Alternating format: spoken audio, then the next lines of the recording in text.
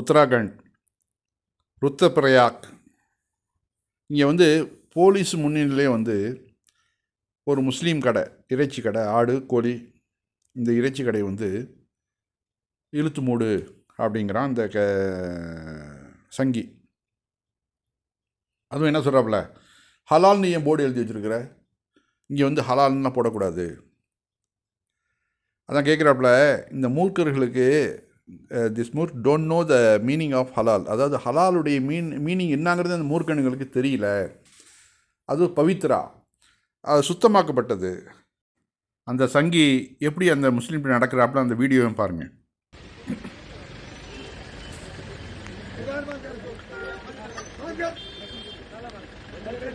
எல்லாம் மிரட்டல் துணி தான். ஏன்னா அவங்களுடைய ஆட்சி நடக்குதான் மத்தியில், யாரும் எங்களை ஒன்றும் பண்ண முடியாது. ஆட்சி மாறினா இதை பாருங்கள், அதனால் அப்படி பிடிச்சி தள்ளுறான் பாருங்கள். இந்த அதிகாரத்தை யார் கொடுத்தது, இவன் யாருங்கிறேன் அது பாருங்க. அதாவது ஒழுங்கான முறையில் உழைச்சி தன்னுடைய சம்பாத்தியத்தை உண்டாக்குற இந்த மக்கள்கிட்ட எவ்வளோ கீழ்த்தரமாக நடந்துக்கிறானுங்கன்னு பாருங்கள்.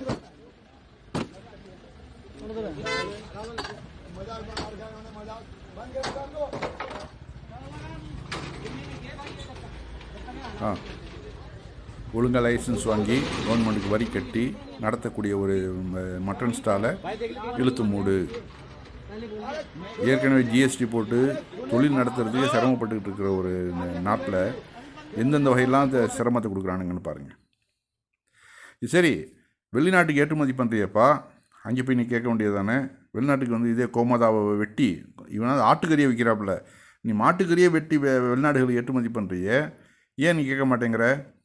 கேட்க மாட்டாங்க, அவர்களுக்கு தெரியும். இங்கே பாருங்கள், அதுக்கு பதிலாக மாட்டு சாணத்தை திங்கிறத பாருங்கள். அந்த ப்ரெட்டை வாங்கிட்டு வந்து அதை ஸ்லைஸ் பண்ணி அதில் வந்து நம்மலாம் வந்து இன்னும் அந்த மயோனிஸ் அதெல்லாம் தடவி சாப்பிடுவோம்ல, அதுக்கு பதிலாக மாட்டு சாணத்தை தடவி சாப்பிட்றான். அதை பாருங்கள் எப்படி வந்து அந்த மக்களை வந்து வார்த்தை எடுத்துருக்குது இந்த இந்துத்துவா. அவர்களை வந்து மூடர்களாக ஆக்கிட்டாங்க மொத்தமாக. இந்த பாருங்க, சாணியை கொண்டு வந்து வச்சு இது வந்து மருத்துவத்துறையும் வந்து கண்டிக்குது. இது வந்து உடலில் வந்து பயங்கர எஃபெக்ட் பண்ணும். இப்போ தெரியாது உங்களுக்கு, சிறு வயசில் அவனுக்கு தெரியாது, எதிர்ப்பு சக்தி உடம்புல இருக்கும். அதெல்லாம் அப்படியே பாய்சனாக உடம்புல போய் தங்குச்சுனாக்க வயசான காலத்தில் ரொம்ப கஷ்டப்படுவாப்புல. அது பாருங்க, அது நாத்தமும் அடிக்கும். எப்படி தான் சாப்பிட்றாங்கன்னு தெரியல. ஆனால் ஹலாலில் வர ரத்தத்தை ஓட்டி ஹலாலான இறைச்சியை சாப்பிட்றது இவங்களுக்கு பெரிய பிரச்சனை. எவ்வளோ பெரிய மூடர்களோட இங்கே இந்த நம்ம நாட்டில் வாழ வேண்டியதாக இருக்குது பாருங்கள். அதே மாதிரி இன்னொரு கடை, இது வந்து பெயிண்டிங் கடை, வந்து ப்ளம்பிங் ஐட்டங்கள் வச்சு விற்கிற கடை. அதுலேயும் வந்துட்டு அவருடைய பேரை போட்டு அந்த கடையை ரன் பண்ணிகிட்ருக்கிறாப்புல. அந்த பேர் என்ன பேர் வந்து ஹிந்து பேர் மாதிரி இருக்குதே, ஏன் அப்படி போட்டிருக்கிற, பேரை வந்து மாற்று. அவன் சொல்கிறாப்புல, ஏன் பேர் இது இந்த பேராக இருக்கிறப்ப நான் என்ன பண்ண முடியும்? இல்லை அடுத்த தடவை வரும்போது இந்த பேர் இருக்கக்கூடாது, முஸ்லீம் பேர் நல்லா தெரியணும், அப்போ தான் கலவரம் பண்ணுறதுக்கு நல்லா வசதியாக இருக்கும். அடித்து உடைச்சி எல்லாம் ரகலை பண்ணலாம்ல, அதுக்காக அந்த பிளானிங்கில் தான் இவங்க வந்து பேர்கள் வந்து முஸ்லீம் பேர்களை எழுதுங்க அப்படின்னு சொல்கிறது. பாருங்கள், இந்த அளவு சட்டத்தின் கையில் எடுத்துக்கிட்டு அங்கேருந்து தாதாகிரி பண்ணுறது எவ்வளோ ஒரு அரக்கர்களோடு சேர்ந்து வாழ வேண்டியதாக இருக்குது பாருங்கள். ஆனால் இந்த இந்துக்கள் வந்து வாய்மூடி மௌனமாக இருக்கிறதுனால தான் பெரிய பிரச்சனையே. அவர்களும் எதிர்த்து கேள்வி கேட்க ஆரம்பித்தாங்கனாக்கா இவனை ஓடி போயிடுவான். அந்த இந்துக்களோட ஆதரவு நமக்கு வேணும், ஓட்டு பேங்க் நம்ம கொண்டு வரணும் அப்படிங்கிற ஒரு எண்ணத்தில் தான் இந்த மாதிரியான கிறுக்குத்தனங்கள்லாம் அவனை பண்ணிகிட்டு இருக்கிறானுங்க. இது எத்தனை நாளைக்கு ஓடும்? பிஜேபி ஆட்சி இருக்கிற வரைக்கும் தானே. மோடி சொல்றத பாருங்க,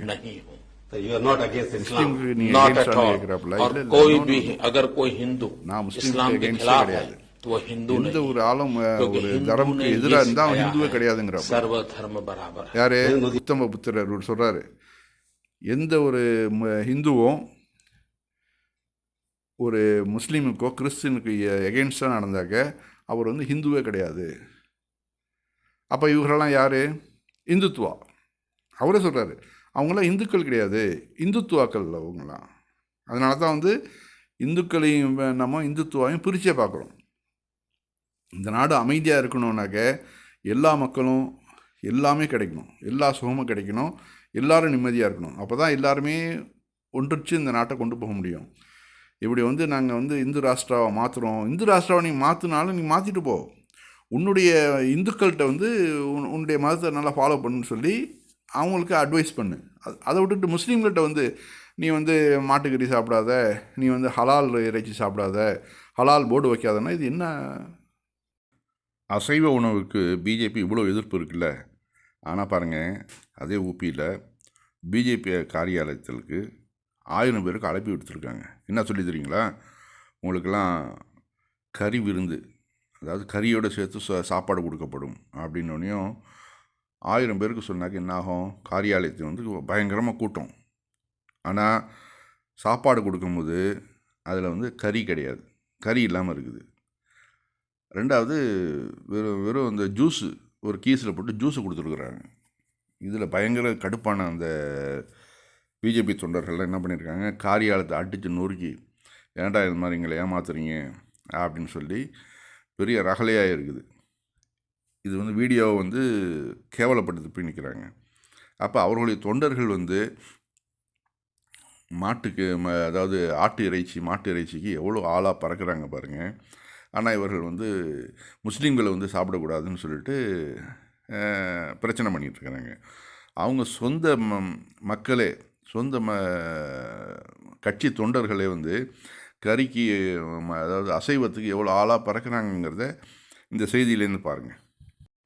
அதே நம்ம கோயம்புத்தூர் கலவரத்தில் பிரியாணி அண்டாவை திருடினவங்க தான் இந்த குரூப் தான், இதே இந்துத்துவா குரூப் தான். दूर से पहुंचे लेकिन बकरे की बोटी नहीं मिली और सांसद के भाई ने बोटी की जगह सिर्फ रस्सा दिया तो जमकर हंगामा देखने को मिला। विनोद बिंद के कार्यालय पर मारपीट हो गई है, भगदड़ जैसी स्थिति बन गई। कछुआ थाना क्षेत्र के करसड़ा में विनोद बिंद का ये कार्यालय है। तो देखिए, बकरे की बोटी को लेकर जमकर हंगामा देखने को मिला है। कहा जा रहा है कि जमकर लात घूंसे चले हैं और 1000 लोगों को दावत दी गई थी। तो बीजेपी सांसद विनोद बिंद के कार्यालय पर लात घूंसे चले हैं। बकरे की बोटी की जगह सिर्फ रस्सा देने पर जमकर हंगामा हुआ गया है। वहीं 1000 लोगों को दावत में आने का ये न्योता मिला था। लोग दूर दूर से पहुंचे लेकिन बकरे की बोटी नहीं मिली और सांसद के भाई ने बोटी की जगह सिर्फ रस्सा दिया तो जमकर हंगामा हो गया। वहीं विनोद बिंद के कार्यालय पर मारपीट हुई, भगदड़ जैसी स्थिति उत्पन्न हो गई। कछुआ थाना क्षेत्र के करसड़ा में विनोद बिंद का ये पूरा देखिए कार्यालय का पूरा मामला है। ज्यादा जानकारी के साथ संवाददाता पवन हमारे साथ जुड़े। पवन, बकरे அங்கே சாப்பாட்டுக்கு வச்சிருந்த பாத்திரங்கள் அத்தனையுமே அள்ளிட்டு போயிட்டாங்க, எல்லாத்தையும் உடச்சி நொறுக்கி. பிஜேபி அலுவலகம் எல்லாம் சாப்பாட்டுக்காக, அதில் வந்து கறி இல்லைங்கிறது அந்த குறை தான். எதுக்கு இந்த வேலை? கூட்டத்துக்காக உங்களுக்கெல்லாம் கறி சோறு போடுறேன் வான்னு சொல்லி கூப்பிட்டு அவங்ககிட்ட வந்து ஜூஸை கையில் கொடுத்தாக்க அவங்க கோவம் வருமா வராதா? ஆக பிஜேபி நேதாக்கள் வந்து தங்களுடைய ஊழியர்கள், தங்களுடைய தொண்டர்கள்ட்ட முதல்ல அசைவம் சாப்பிடாதீங்கப்பா அப்படின்னு சொல்லி அவங்கள முதல்ல திருத்துட்டோம்.